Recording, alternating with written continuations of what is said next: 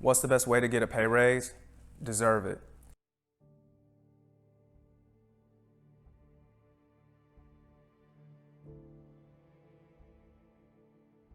Listen, everyone wants to make more money.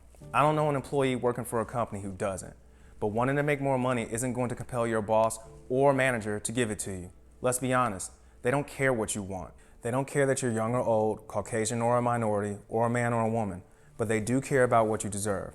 And this point is particularly important for all the ladies out there. According to a study done by the Economic Policy Institute, in 2019, women were paid 22.6% less than men after controlling for race and ethnicity, education, age, and geographic division. So whether you're asking for a raise during your performance review or you've decided to approach your boss outside of that process, I'm going to lay out the steps you need to take to make your big ask. And yes, you're going to ask for the raise. Remember, ask and it shall be given to you. Seek and you will find. Knock and it will be opened for you. So when it comes to asking for a raise, the first place you're going to start with is data points. And to do that, you need to do some research. You can't ask for a higher salary unless you know what others around you are making. So talk to your friends and peers within your industry. Oh, and if you're a lady, don't be afraid to ask your male peers. We're much more vocal. You can also use resources like Glassdoor, Salary.com, and LinkedIn to see what the market rate is for not only the work that you do, but for someone with your level of skill, education, and experience. Next up, craft your pitch. Once you have your salary number, really know that number, and have the data points to back it up, it's time for you to craft your story. This is the why you deserve it moment. You know, the I should be paid X dollars because I'm currently paid Y dollars and that's below the current market rate. Or the current market salary for this position is $80,000. However, I've been here 15 years and I know how to do the role efficiently. I know the company's culture and politics, and I know exactly who to go to get the answers and get things done. And I think this provides $6,000 more in value above and beyond the $80,000 that someone off the street would be paid. Now, what you'll notice is that the pitch isn't about how much you want. It's about one, how much the position is worth and the fact that a person is being underpaid. Or two, that the person brings value to the role, manager, and company, and that value needs to be compensated for. So in the end, it's not about what you want, it's about what you deserve and backing that up with the data to prove it. Now, the last thing to do before you make your ask is prime your boss with the data. If you're looking for a way to ensure that you present the best case for you to get a raise, then consider this. At the end of each week, write your boss or manager a short email. In it, you're going to include the following: what I've accomplished this week, what I'm working on next, my next 5 priorities, what I need help with, and any insights or observations you think they absolutely need to be aware of. Now, you do this exercise every week and then send it to your manager either at the end of the week or during a slow period, like on a Wednesday at 11 a.m. or whatever day is slow in your company.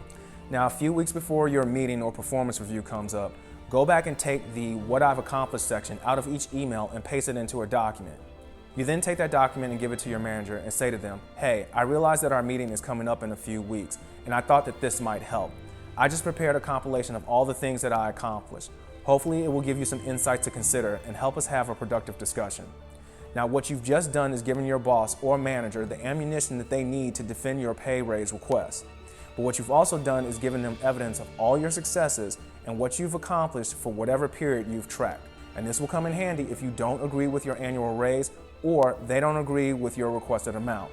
Now, let's be honest, most managers can only remember the last 2 weeks of things that you've done and that one big thing you messed up on way back in June or say February. But here, you've laid out all the things that you've done well and that they need to consider before determining your final percentage increase or rate per hour until the next time your salary comes up for discussion. So take this as an opportunity to brag about all those moments you've helped your company and team thrive. Offer those examples of times when you were a leader in the office, brought in a client or helped close that deal, led a project or ensured that a critical task or deadline was met. Why is it that your contributions to this team or company are so valuable? Now, what happens if the pay raise is slow to come or they say no to your ask? Well, that's where you follow up. If you're making the ask for a raise, a new offer might not immediately happen. Matter of fact, it probably won't. Your boss might say that they need to get back to you, that they need to talk to HR, and that's okay. Even hearing a "we'll see" or even a "no" isn't the end of the world. It's simply the beginning of an ongoing conversation. A conversation that you should not just have this once, but throughout the duration of your career. So after that conversation, it's up to you to be persistent.